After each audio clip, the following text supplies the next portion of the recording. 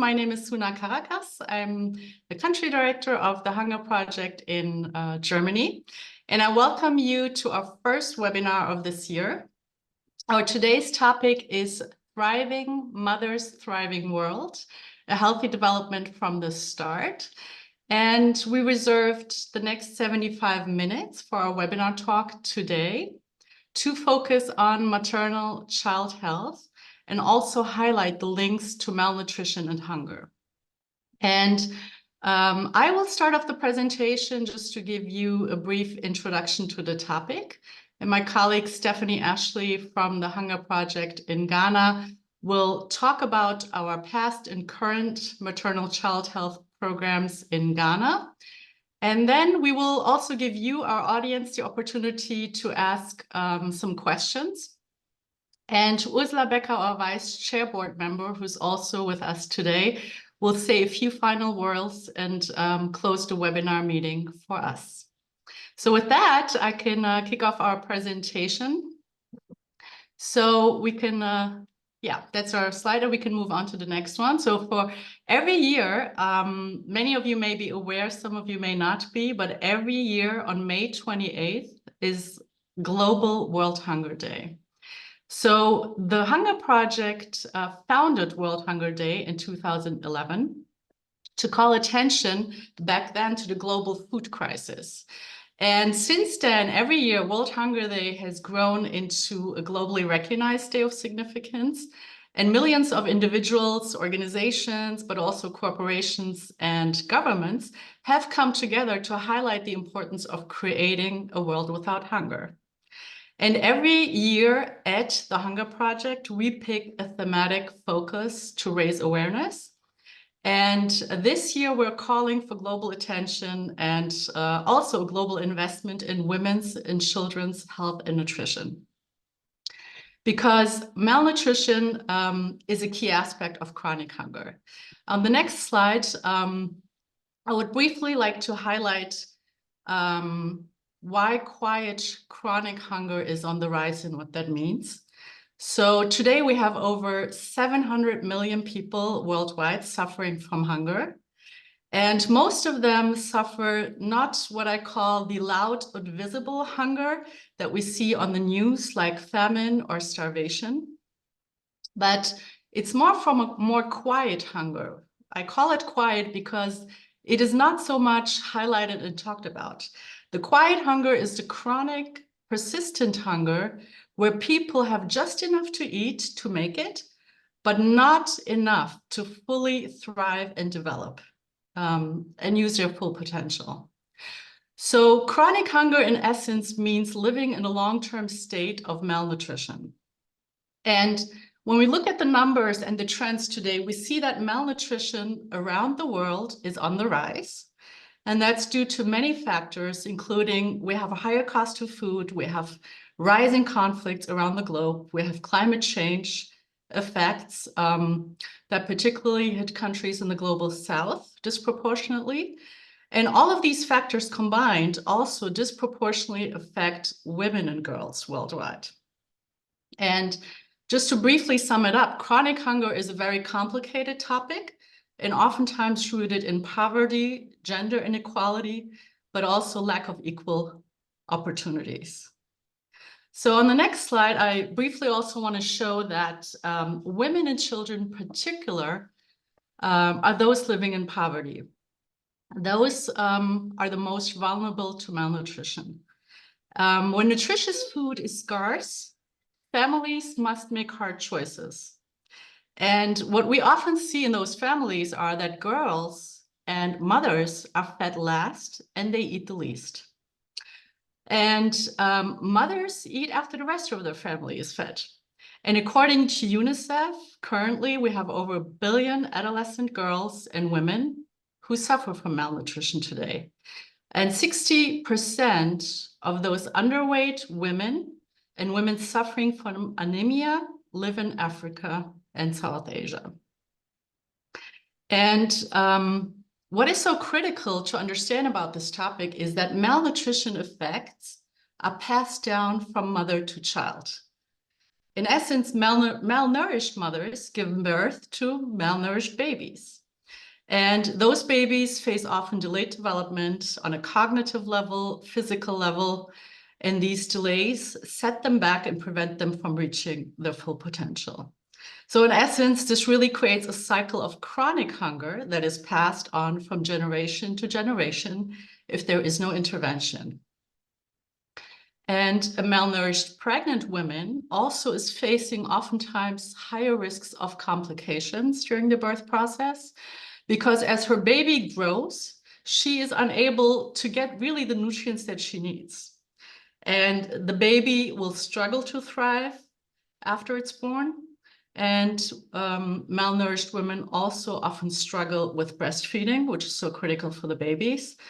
But also other issues in the community can be a worsening factor, such as the availability of clean water and other things. Now, on the next slide, I think kind of moving on to what we are doing at the Hunger Project. I think despite the challenges, the good news is we know what works and how to intervene and solve these issues, because we know we can prevent and end malnutrition. So at the Hunger Project, we invest in the nutrition and the health of mothers and children to break the cycle so that everyone can thrive. And I'm very, very pleased to have our colleague Stephanie from the Hunger Project Ghana, who's here with us today, so that she can share with us firsthand her experiences in our Ghana Maternal Health and Project program. And before I pass on and introduce her, I would also just give you a quick highlight of the program. And so we have currently our maternal child healthcare program in Ghana has been running since 2017. The first and second phase ended in 2022 with an invested budget of over 650,000 euros. Here we are very, very grateful for the generous contribution of the Else Kröner-Fresenius-Stiftung, EKFS, who so generously supported the financing and investment of these projects, with contributions from THP Germany and Ghana as well. Currently, we are in the third phase of the project, which ends in July 2025, also with a current investment of roughly 325,000 euros. And what we often see in these projects is that we can break, like I said, this cycle, this perpetuating chronic cycle of malnutrition. And what we focus on in our programs, which Stephanie will highlight for us shortly, is that we implement these programs with a focus on sustainability. We focus on community ownership, on partnership with key stakeholders, also like local actors that are in the health sector, to really ensure that everyone is chipping in and everyone is supporting the challenges that we're facing. And so before I pass on to Stephanie, maybe also what's important to know, in Ghana, the survival of pregnant mothers and children is significantly lower. But both the risk and the death of women of childbearing age and for children under the age of 5 is much higher in Ghana than in Western countries. A lot of the main challenges focus on a severe shortage of trained staff in the health system, but also a shortage of health equipment, particularly in the rural areas in Ghana where we work and implement the programs. And this project improves health services and malnutrition through a holistic approach. And Stephanie will shortly give us main insights to that. So with this, I would like to introduce Stephanie Ashley. She has been working as a maternal child health coordinator for the last 7 years at the Hunger Project in Ghana. Stephanie holds a master's in public health, and she has worked in the past also in the public sector for the Ghana Health Service as a health educator and communicator. And I'm very excited to welcome you to our webinar today. Welcome, Stephanie. Thank you, Suna. Hi, everyone. Can you see my screen, please? Okay. Yes, we can. Thank you, Steph. Okay, so this will be the outline for my presentation. And first and foremost, I would like to highlight the challenges we are facing in Ghana and Africa as a whole when it comes to mother and child health. We talk on dietary constraints, focusing on accessibility to the kind of food that people eat in the community. Also, affordability, as in high prices of food and meals in the community.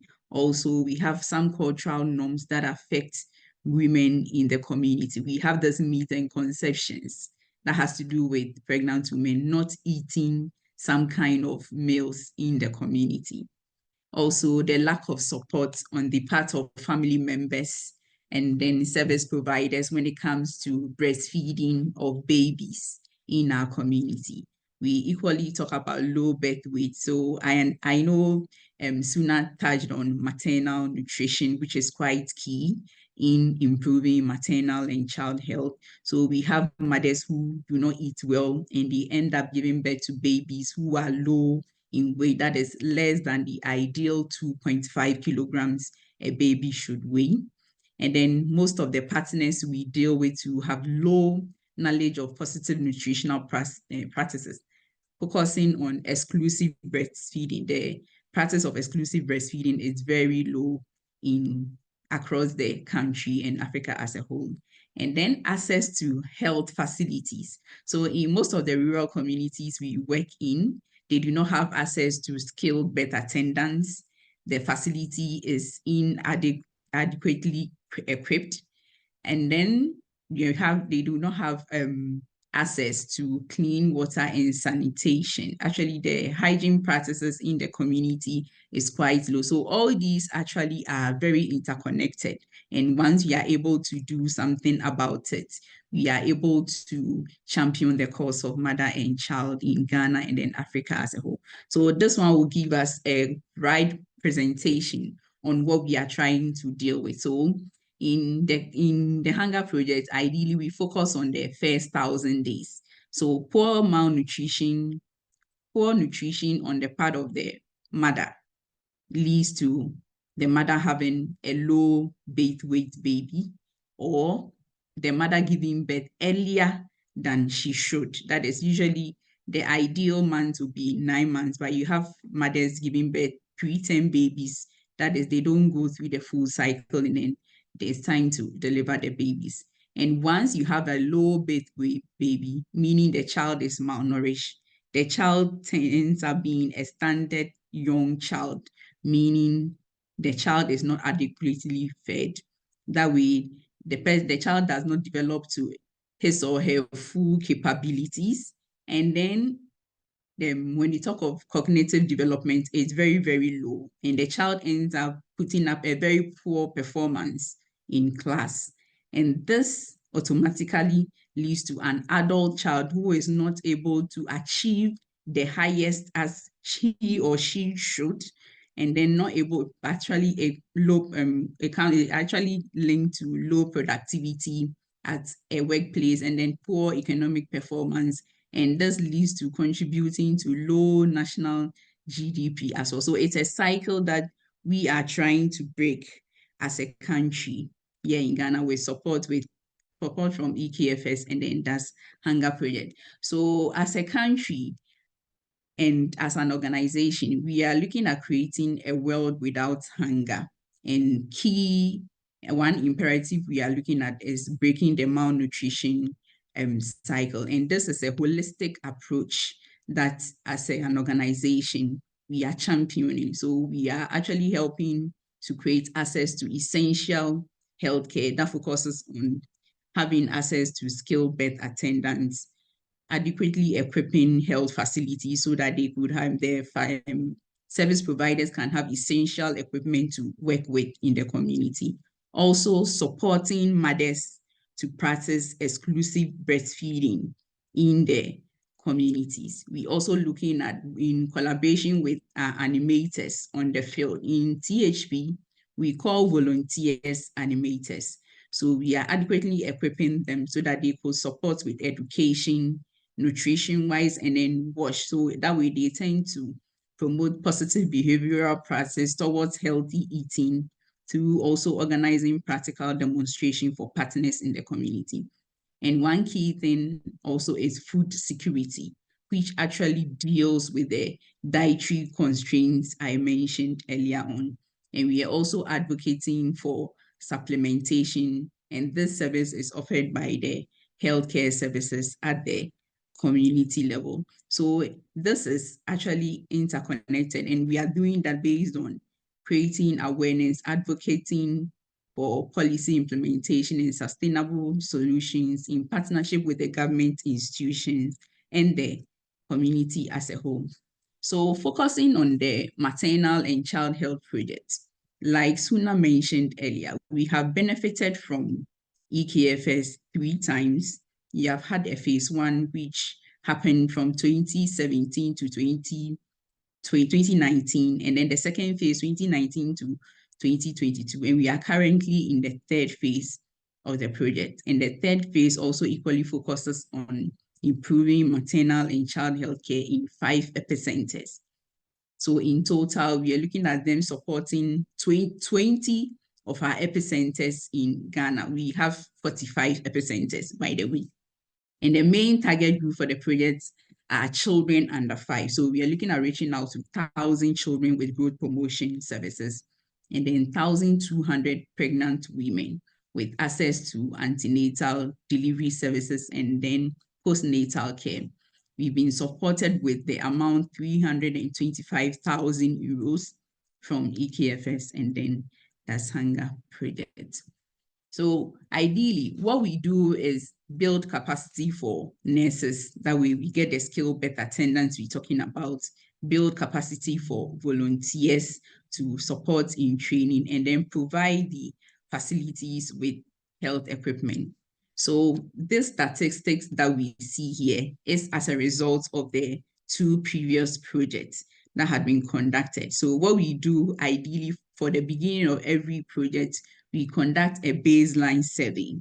So from the baseline survey, we measured, and for the knowledge and practice of exclusive breastfeeding among partners, it was 60%. But by the end of the phase 2 of the project, we had 82%. That is quite significant, meaning a huge change has occurred in the community where we work.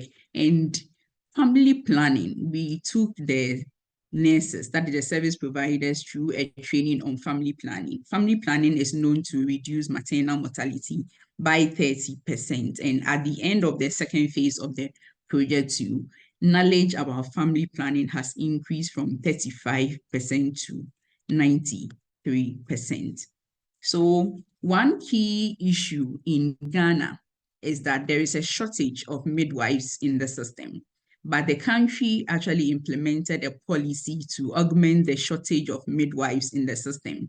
And it's what we call the midwifery assistant training policy. So this project actually helped us to train 28 nurses who at the end of the 2 projects had helped deliver 1,006 babies. If this hadn't been done, all these babies might have ended up with their traditional birth attendants, and definitely complication could probably have set in. So our percentage of skilled delivery also increased from 62 to 89, which is quite high, I must say, in our communities and catchment area, because ideally in Ghana, that percentage is less for a country as a whole, that percentage is less than that. It's around 74%. So it's a huge milestone for the people in our communities. So for women who have been reached with antenatal services, skilled delivery, and then family planning, we are looking at a number of 3,744, which is also huge and a major impact achieved. We had antenatal coverage moving from 81% to 89% as a result of the interventions from both of the training. I have pictures depicting the kind of services that the nurses render at the facility and then at the community as well. So earlier on, I talked about animators. We work with volunteers. And we understand that the people we work with, the numbers are quite huge and they keep increasing. Sometimes you go to a facility and it's only 1 or 2 nurses at the facility. There is a need for the support to help conduct sensitization sessions and then community outreaches. So these are some of the animators that we train to support so that the behavioral changes towards nutritional practices will also change. Yeah, so by the end of the phase 2 of the project, we're looking at 17,694 females reached with education on nutrition and then hygiene. And then for males, 12,688. And we had proportions of healthcare during illness increased from 84 to 91. This was actually massive for us because we had most of the partners reluctant to go to health facility. They were always going for the option of traditional care, which was actually complicating their system and all that. And through all these education, we were able to help them on the right path. Yeah, so I mentioned that most of our facilities at the community level are inadequately equipped. And through this project, we're able to procure quite a number of equipment. And these are some of the equipment that I would like to highlight. So you have on your right, okay, on my right, I see the BP apparatus is supposed to help check the blood pressure of the pregnant woman during an antenatal blood pressure. Actually, in pregnancy, there are some kind of pregnancy complications that set in, and high blood pressure is one of them.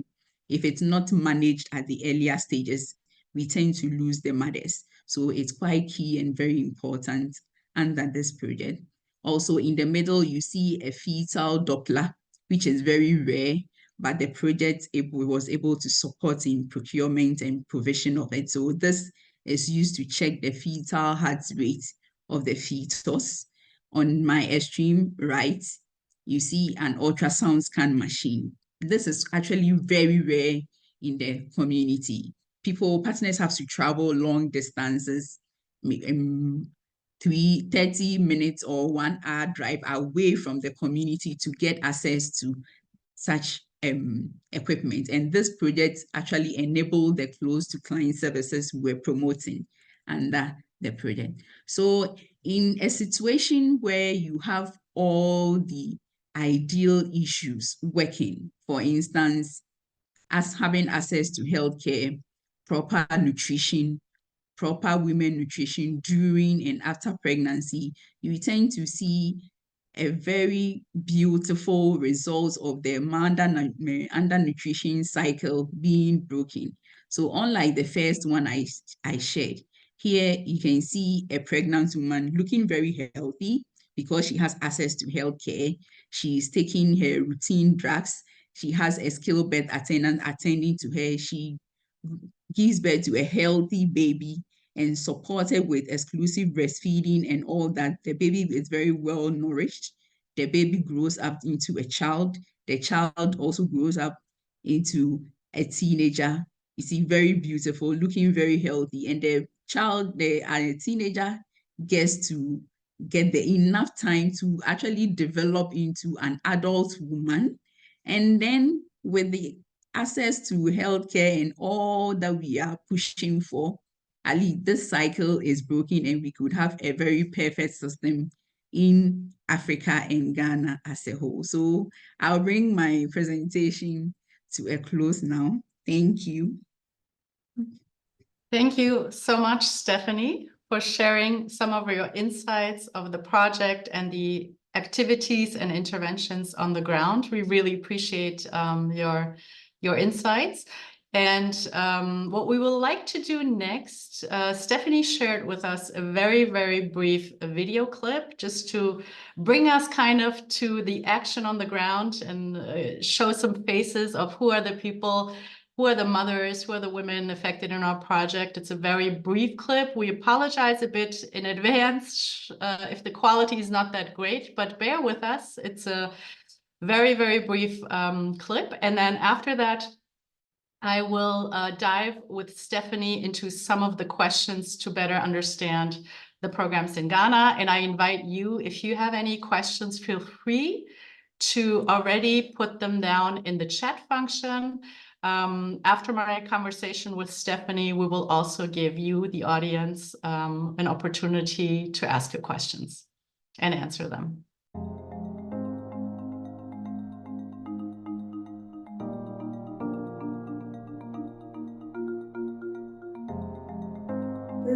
Amasaba, if you a pomase, maybe bow can, Namazaba, Tire, in Bella, Waji, our first wa. Why has Papa, Ness, why has Papa, Madalas? Namid the Hunger Project so as say, there was in Yamebogua, Namazaba Bay, a wage now with the ones Papa. First, and answer, upon my book, Nazi, and Sana, Wajina, Unazi, Taira Mara, Wajina, one, the one I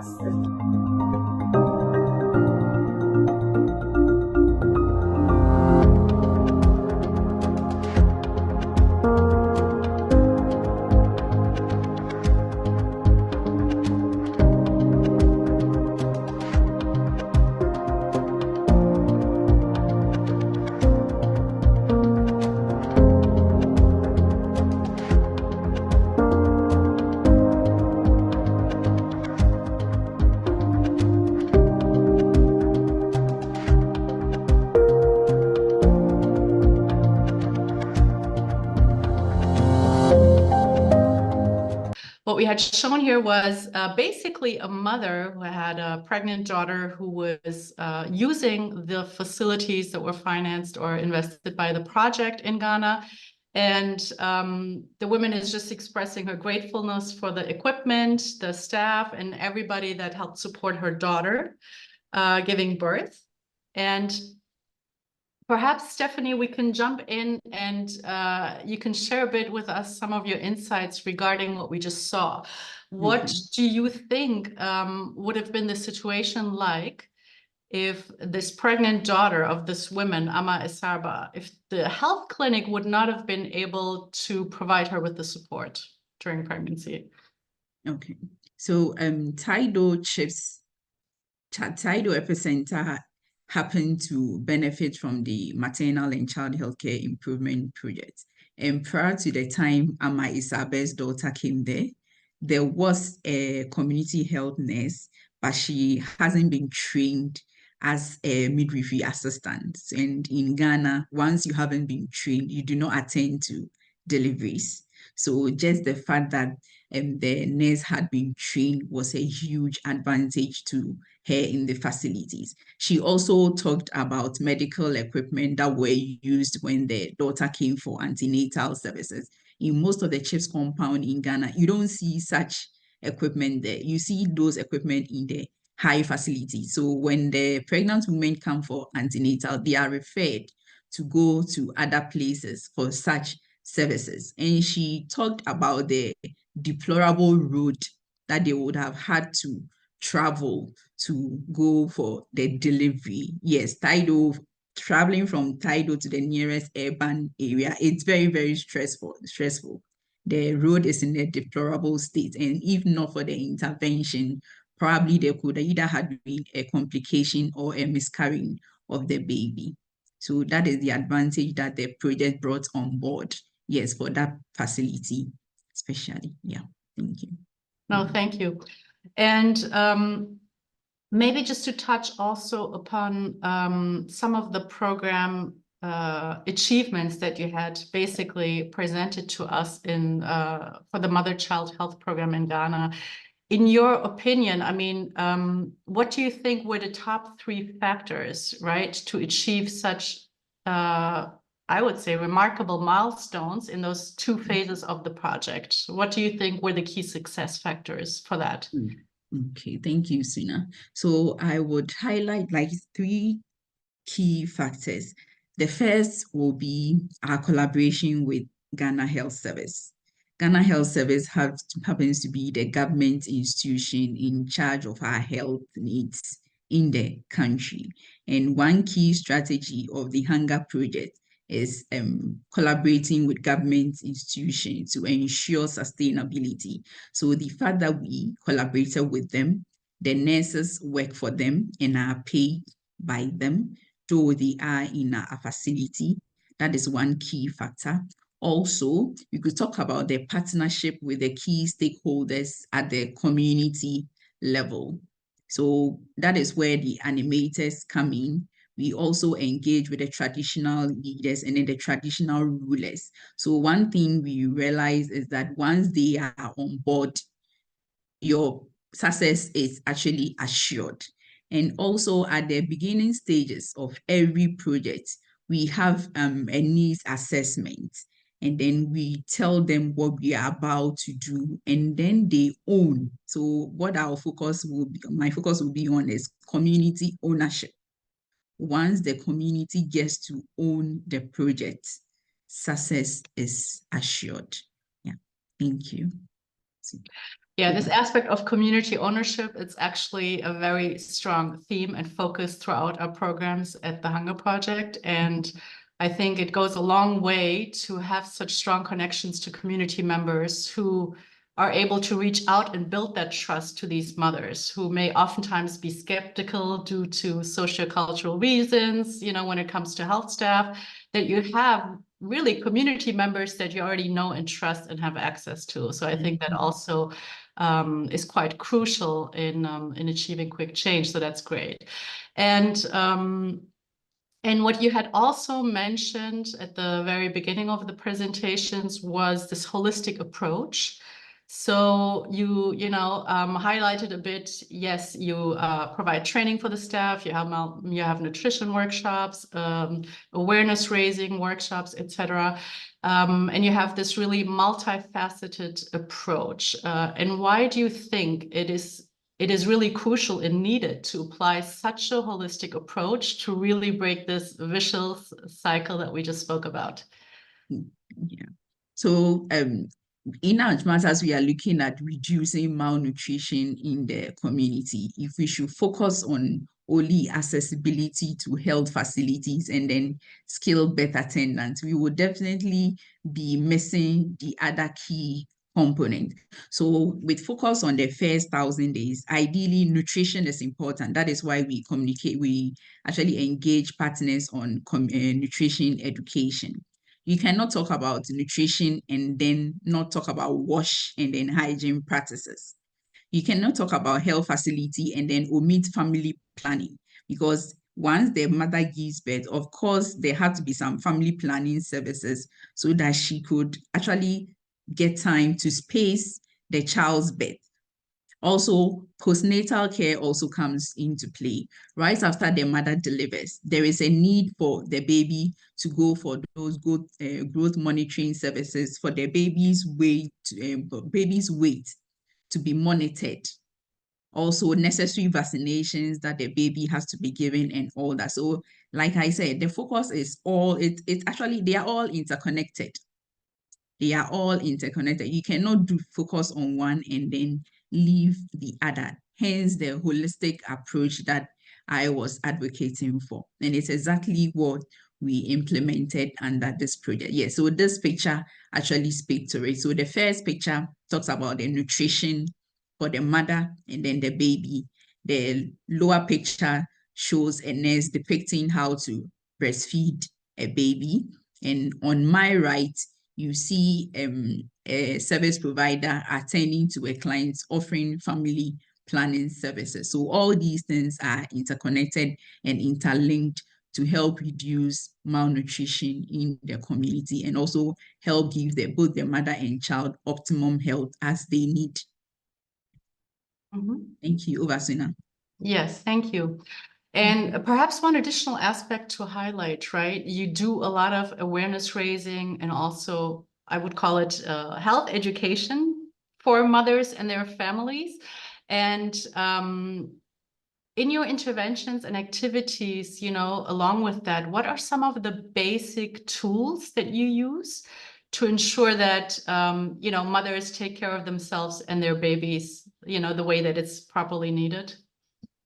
Okay, so from the initial stage, we when mothers come for antenatals, we have a pregnancy school is to engage the mothers and then ensure more like build an interest and also focusing on the need to have access to health services once the mother is pregnant. So the pregnancy schools get them coming every month where we conduct education on the do's and don'ts and also guide them as to what to eat.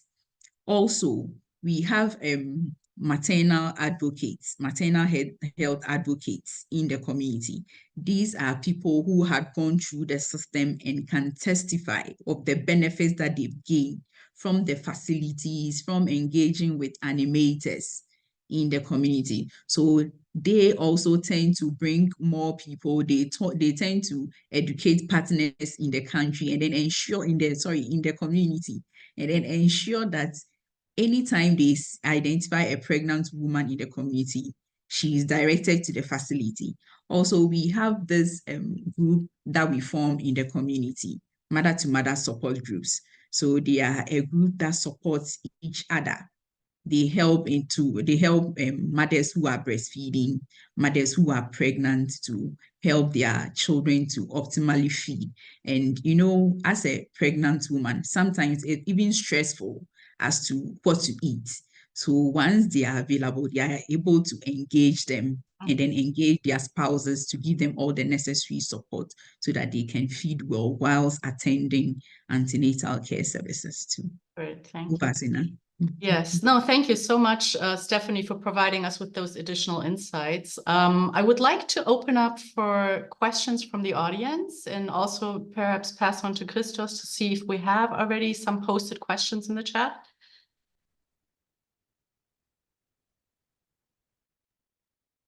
Bye-bye, Ms. Schwarze. First of all, she has to leave, I think. No, we don't have questions yet. Maybe the people waited to post the questions by themselves. So now I think it's the opportunity. Otherwise, surprise. I would have a question if nobody else wants to go first. But I wait if there's anyone. Yes. Shall we first ask, are there any questions from the audience? Are there any? Does anybody raise their hands? No, not yet. So maybe then I go first. And it was a lot of input. Maybe some people have to sort themselves first. Also, in the beginning, or here and there, you talked about the cultural challenges also in the communities when it comes to family planning and stuff. Can you maybe give an example or an experience you had with those challenges to make it more clear for us? Okay. So for the cultural challenges, some affect the nutrition practices and then, of course, the uptake of family planning. So I have this peculiar situation that I came across on the field. I had a woman come in for child welfare services. So whilst ideally on the child welfare services, you're supposed to counsel the mother. But in counseling the mother on nutrition, we realized she kept veering off. So we are supposed to prioritize the issues that come up. She kept veering off and then was talking about family planning. So we asked her what her issue was, and she was like, I want to do a family planning, but my spouse is against it. So in some of the communities we deal with, we have this bias issue in the community. Some of the males think when you are a woman and then you do a family planning, it means you are cheating. That is, you are sleeping around. They do not understand the essence that you are taking up that service to be able to space your child, to be able to have time for yourself so that you can devote much time for the child to grow well. Mm-hmm. So we told her if she doesn't mind, we can do the family planning for her. But unfortunately, we don't know how, but her husband appeared there. And she was like, my husband is right at the back and he's observing what is happening. So if I should do this, I'll have an issue when I go home. So we told her, okay, she should just relax. We will attend to her and the baby. Once we see that her husband has moved, we will do the family planning for her, but on condition that she will be coming for review. And also, she also gave us a commendation that she will keep her card, her hospital card at the facility, because should she take it back home, it will cause an issue for her. So I think this also helped us in a way.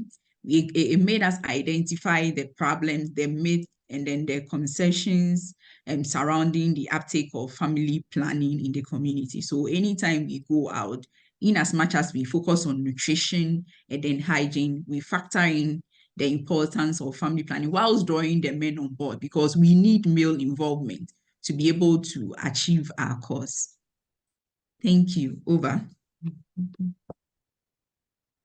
Thank you, Stephanie. Do we have any other questions?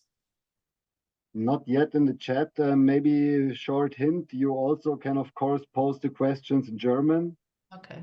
And we will translate them. If you want to, don't hesitate, don't be shy. We can translate them. There's no problem.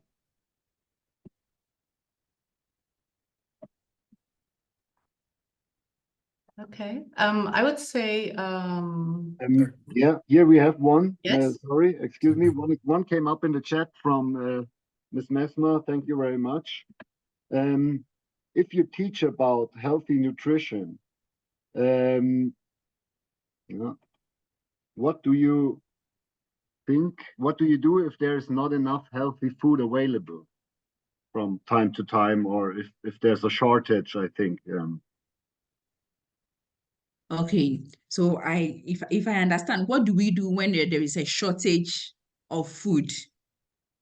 Yeah, is this right, Ms. Messmer? Yes, that's correct. That was the question. Okay, thank you. Okay, so I think that focuses on the dietary constraints that we are talking about.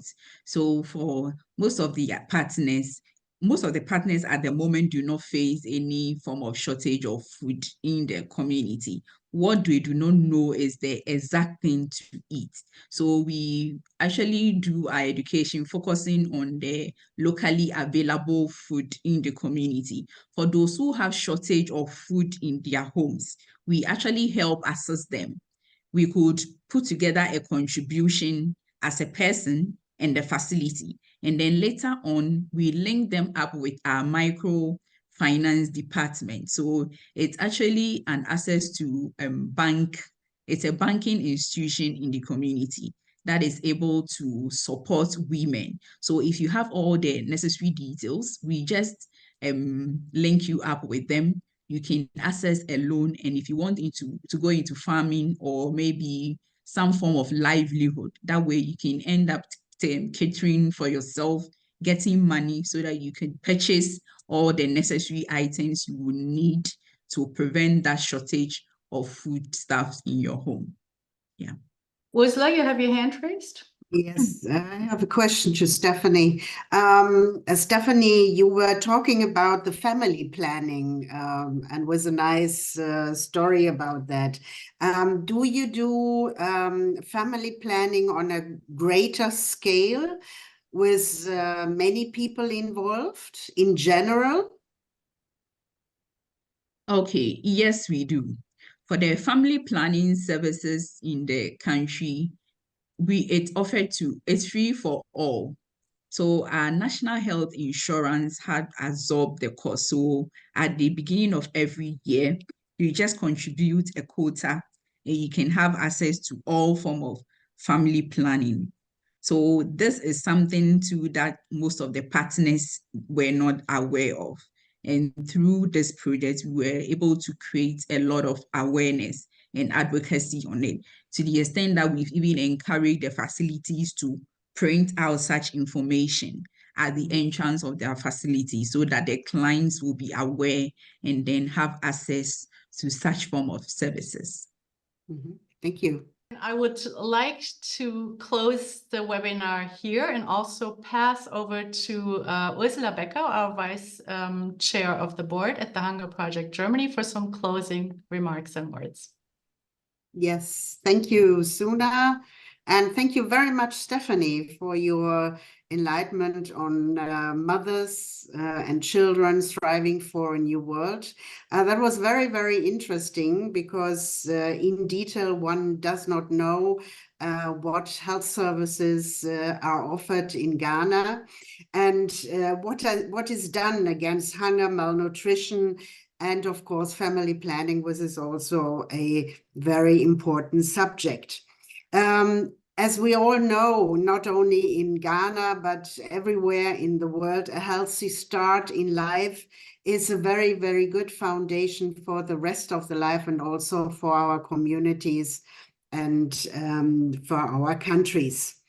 Let me just go back a few steps which you mentioned. One was the quiet hunger. This is something which we don't know exactly here in Europe, that it is called this way, but it's absolutely important to see that not only people who are really, really starving, but also very malnutritioned people and also mothers and their children, and how we can help this. And you very profoundly stated that your services are strengthening not only the mothers, the children, but also whole families and, of course, the communities. I noticed that one thing is also very important. This is the limited access to water, to clean water and sanitation, which is also a big point in health for young mothers and children. And the awareness creation for especially the health services, but also for family planning and for educating people in a very healthy nutrition. That you are thinking, and of course we all from the Hunger Project are thinking of sustainable solutions, not only in food securities, but also in providing the right health services in the countries. I think this is a great asset of the Hunger Project. Because these services are a very, very good solution for everything and for everybody. The Hunger Project, of course, needs support and empowerment from you people all out there. And first of all, we thank people because I saw a few ones who are already here for a long time. Thank you very much for your support of the Hunger Project. And of course, I would like to ask everybody to keep helping us in our goals to provide enough food empowerment and education to people to have a better life for the future. And maybe one day we can say, and I hope I still can live to that day, that we do not have hunger or bad malnutrition in this world. So if we develop and help people in overcoming this malnutrition, to live a good life, as a family to live a good life, as a community to be very strong, then there will be strong countries. And this is what we all need. This is why I just would like to ask you, keep the support up, the support of the Hunger Project here in Germany. And with that, I would like to finish the webinar for today. Thank all the participants and especially Stephanie. It was very, very interesting, and I hope that all mothers in your communities strive. Thank you. Thank you so much, also from my side, to everyone who took the time to participate and join this webinar. Thank you so much, Ursula, and thank you also very, very much, Stephanie, for bringing the mothers and children of Ghana closer to us and for sharing your valuable insights. We thank everyone, and we wish you all a nice afternoon and a great rest of the week. Thank you for joining.